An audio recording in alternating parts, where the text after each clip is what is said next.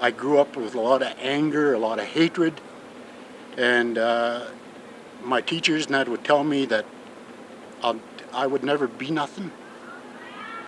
Growing up in northern Saskatchewan was at times a nightmare for Stan Fraser.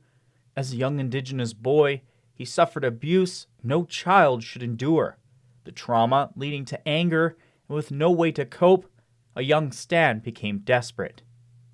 A lot of hard times in and out of trouble with the law when I was younger. Things got worse.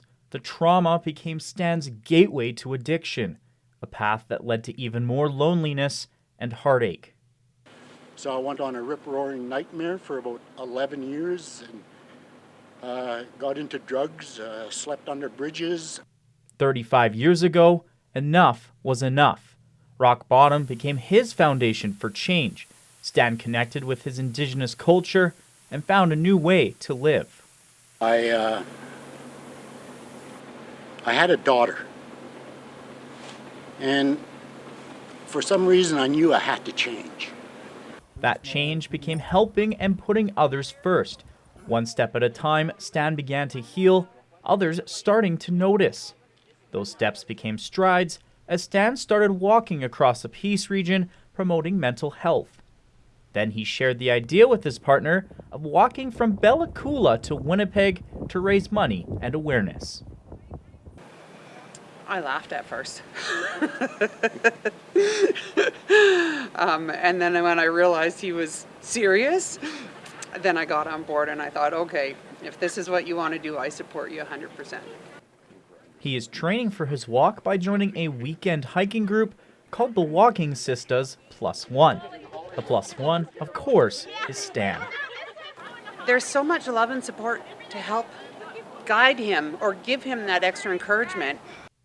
Stan will leave Bella Coola on May 29th, and 71 days later, he hopes to be in Winnipeg. He plans to walk for at least 8 hours a day, a task made even harder, seeing as though he spent 5 days in the intensive care unit in Prince George last year. And with a blood clot in his lung, Stan still suffers from the effects of long COVID. But he just keeps going, inspiring others. It does make me feel very proud of this community, of this area, the support that I get.